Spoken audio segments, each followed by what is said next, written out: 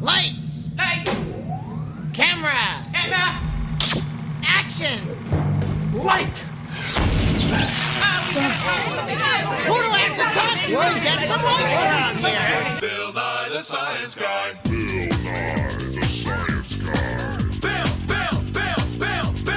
Bill Nye the Science Guy. Science rules. Bill Nye the Science Guy. Inertia is a property of matter. Bill Nye the Science Guy. T minus 7 seconds. Bill Nye the Science Guy. Brought to you by Reflection. Without it, you couldn't see yourself. What's going on? It says Einsirotarabel. What? We were fooling with you. I was looking at you through a mirror. See? Light can bounce off of things, like a mirror. Or light can be bent, the way it is when it goes through a lens. Or light can be absorbed, like when it hits something dark. See, we don't see things, we see light bouncing off of things. So take a look at this. It's our light source water box of science. And in here is water with some tiny particles in it. And over here is a very strong light. So light comes into the water box, it hits little particles floating in the water and bounces off of them straight to you. When light hits a mirror, it comes straight onto the mirror and bounces straight off. Watch. Straight on, straight off. That's what scientists like you and me call reflection. Reflection is a word you've probably used before, like when you see your reflection in a mirror. Oh, God. Whew. Sorry.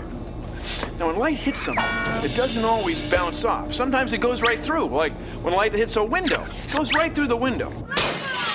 Hey, you kid! Now, if the glass is curved or bent, the light going through it will be curved or bent too. Watch what happens when I put this bent piece of glass into the light box. See how the light changes direction? See how it's bent? This is what scientists like you and me call refraction. It's from an old word that means to break up, to refract. Refraction is how eyeglasses work, and microscopes, and telescopes, and magnifiers. Now, when light is reflected or refracted, it changes direction. Yeah, I see you. Sandy and Bud like to work out simple versions of demonstrations they've seen in the science lab at school. The bright sun pouring in through a tiny hole in the tent provided a ray of light. And with a few simple gadgets, they could see how light behaved. They could see the angle of the reflected beam as the mirror was rotated.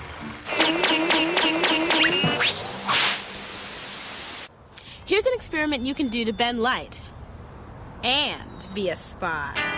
All you need is a pair of scissors, masking tape, 2 mirrors, and an empty milk carton. Okay. First, cut the top of the milk carton off like this. Then, cut 2 holes, one in the top right here, the other in the bottom right here. Place the first mirror inside the milk carton like this. Tape the other mirror in the top like this. Light comes into a periscope here. The top mirror bounces the light down through the milk cartons to another mirror, which bounces the light into your eyes. When it's all done, it should look like this. Oh, that's a nice one. Very good. You can use your periscope to see over things. You never know what you might find.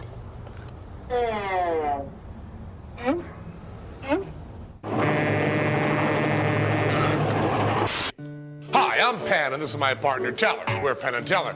Light travels in a straight line unless it hits something or is pulled by gravity. Of course, it goes faster than that in the real world. When light hits something, it can be bent, bounced, or absorbed. Or it can just look really stupid.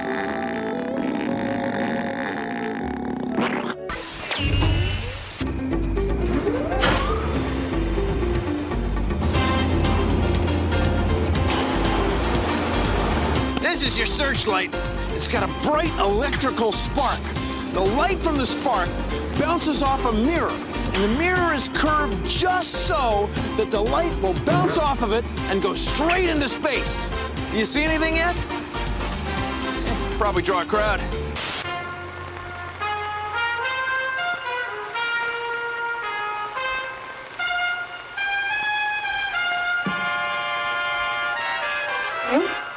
Science! Science! As you may know, scientists like to think of light as traveling in waves. So let's say that this marching band is like a beam of light, and each row of marchers is like a wave of light. People in marching bands keep an eye on each other. That's how the band stays in formation. When one side slows down, the whole row turns. In fact, that's how marching bands turn. So when the marching band hits that little hill over there, one side of it slows down, and that makes the whole formation, the whole wave, turn. When waves slow down, they change direction. Isn't that cool?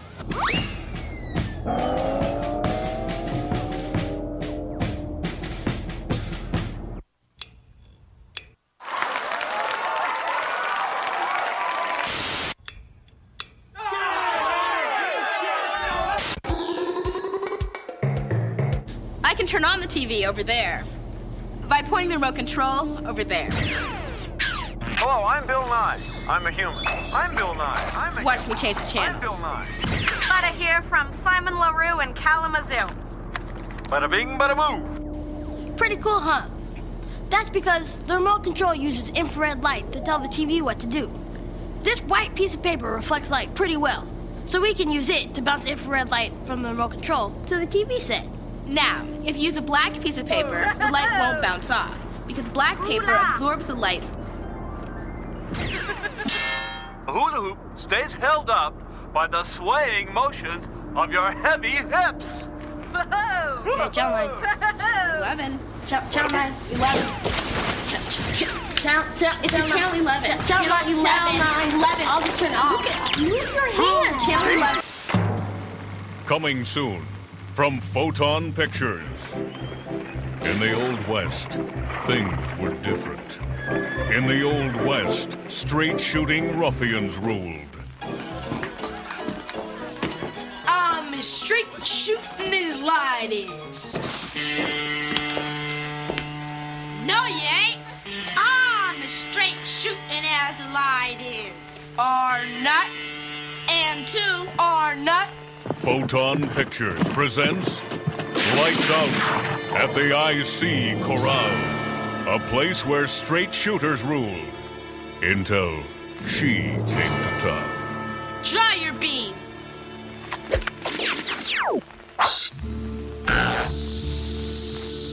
Don't miss Lights Out at the IC Corral. Coming soon at the speed of light through a projector in a quasi-multiplex mini-mall conglomeration near you. The way a lens is curved affects how it bends light. See, the light from this candle is going straight into this lens. But because the sides of the lens are curved, the light gets bent. So look, down here we have a blurry patch of light. So I move the screen in. Right here, at this point, that's where the candle flame is in focus. But look, it's upside down. It's all caused by the sides of the lens being curved. Now, if a lens is curved in like this, we say it's concave. Now, concave lenses make things look smaller and farther away, like they're in a cave. Okay? Okay? Ha! Now, if the sides of a lens are curved out like this, we say it's convex. Convex lenses make caves look bigger. Huh? Hold on, I messed that up. They make things look bigger. That's right.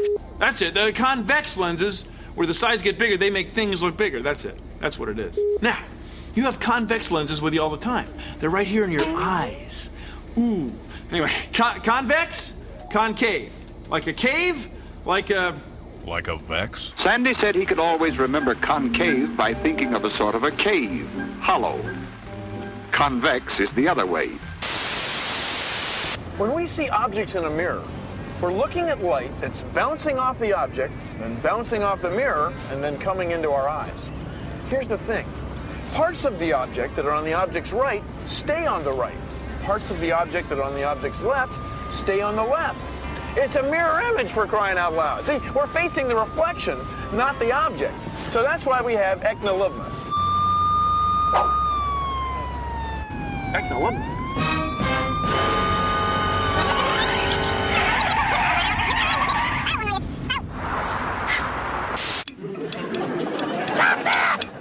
Hi, I'm Penn, and this is my partner, Teller. We're Penn and Teller. Did you ever, I don't know, look at yourself in a spoon? Well, if you look at yourself this way, you're right side up. But if you look at yourself this way, you flip upside down. Why is that? Well, let's look at the spoon sideways. See, the upside down way, the light waves come in, bounce, and cross themselves, making you look upside down. See? Whoa, whoa, whoa, whoa. When light bounces off of a flat mirror, it bounces off at the same angle that it hits. In fact, that's what light does with any mirror. But if the mirror is curved, it's making a slightly different angle with the mirror at different places. So it looks weird. Like, totally weird, man. Like, you could, totally, freak out. Whoa!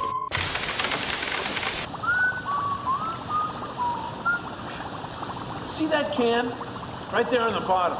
I'm gonna reach for it with this grabber arm of science. But watch what happens. As I aim for the can and squeeze, I miss. No, I'm really trying to get it. Here's what's going on. The light bouncing off the can is changing directions as it goes through the surface of the water. And so the can looks like it's in a slightly different position than it really is. And I miss. But if I compensate for the refraction of light, I can probably get it. I'm gonna aim a little lower. Got it. You want some? Here's a light trick that doesn't need mirrors. Put a penny in a pie pan. Now move back so you don't see the penny. Don't move, because I'm going to pour the water in. It's okay if you make a mess. Pretty cool, eh? See, light's always bouncing off the penny. But when you pour the water in, it makes the light bend. And the bending of the light makes the penny reappear. But the penny didn't move through all of this. But don't take my word for it. Try it. This magnifying glass is making my eye look big. Now, why is that? I don't know. Please consider the following. Okay.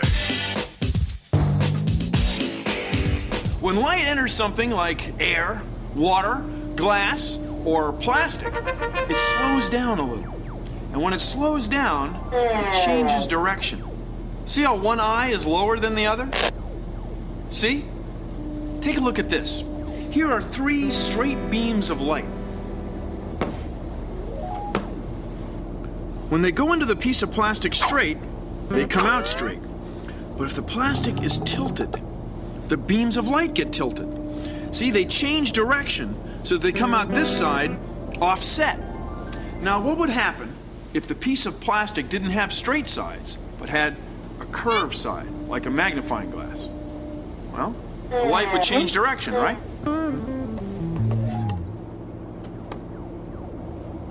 Because the surface of the plastic is curved, each beam of light enters the piece of plastic at a slightly different angle, and it changes direction a slightly different amount. Look, over here the beams of light come together at a single point. This is called the focal point. Now, what about the magnifying glass? Well, suppose your eye were over here, and light from the room were bouncing off of your eye and going through the piece of plastic this way. Well, then, the small area at this end would be spread out over a large area on this side.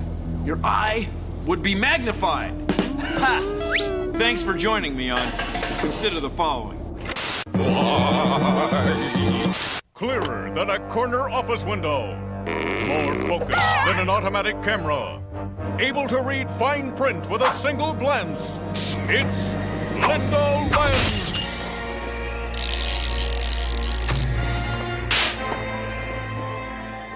Disguised as mild-mannered bank teller Stephanie Astigmatism, Linda uses a variety of concave lenses to bend light entering her eyes whenever things get blurry. Lindo Lens, defender of sight, focus, and the 20/20 way. Today's episode, Hocus Pocus. Try this. Get a glass of water and a pencil. Stick one end of the pencil below the surface of the water. And look, the other end disappears. You can only see the end of the pencil that's underwater. That's because the light is bouncing off the bottom surface of the water. It's what we call internal reflection. It's reflection inside. The same thing happens in this plastic rod. I'll shine the small laser in one end. Watch. Most of the laser light stays in the rod and doesn't come out till it gets to the other end, see? Pretty cool. Anyway, this is called an optical fiber. And that's how modern telephone calls and computer information are sent all over the world. The telephone call or the computer information is changed into a beam of light, sent down an optical fiber, and then decoded at the other end. Oh, excuse me. Hello? Billy boy? Oh, it's my mom. Tell me, you guys go ahead. I'll catch up with it. I'm Carol Tights, and I'm an orthopedic surgeon, and I'm just about to do some surgery on somebody's knee. I believe I've heard it playing basketball. Tore the medial meniscus cartilage in my knee. They're going to snip out the bad cartilage. Well, actually, when I was training, I trained to cut the knee open to do what we're going to do today. And then since then, they've developed the fiber optics, and we've been able to look inside the knee without cutting the knee open. This is the lens of the arthroscope. And the camera will go right onto the scope like so. And now all the images are going to be up on a TV screen. Bill, that's your kneecap up top, that white thing. Yeah, normally I don't think you could look inside of the knee. It would probably be fairly dark, but we've got this incredibly bright light coming into the knee through the miracle of fiber optics. And that's what's making the inside of the knee so it looks so bright and white and allows us to put it on video. Let's get a still of that. We usually take stills and he'll give them to Bill when we're done. So he has them for his Christmas cards next year. It's actually a pretty neat experience, except for having to pay for it, I guess.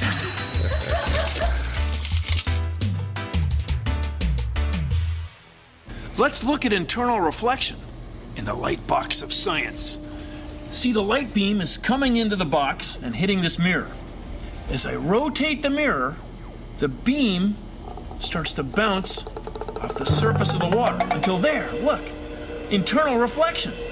It's pretty cool. Want to see light bend? Watch.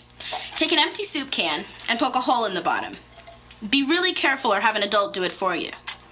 Put your finger over the hole and fill the can with water. Now put a flashlight over the top and turn off the light. Take your finger off the hole and look. You can only see light where the water hits. The light stays inside the water. And when the water bends, the light bends too. Science.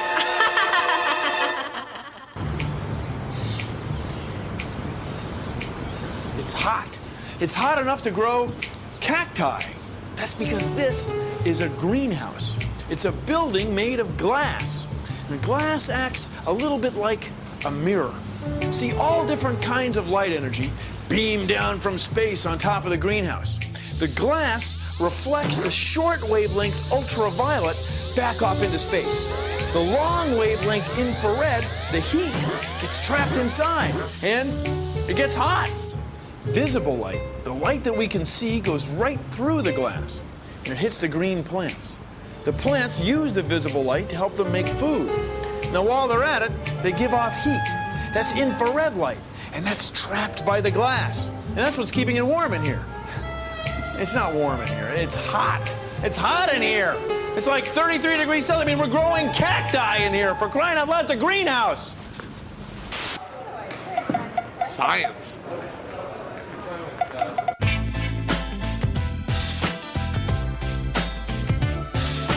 Light can travel straight, light can move and bounce or absorb when it hits a funky groove.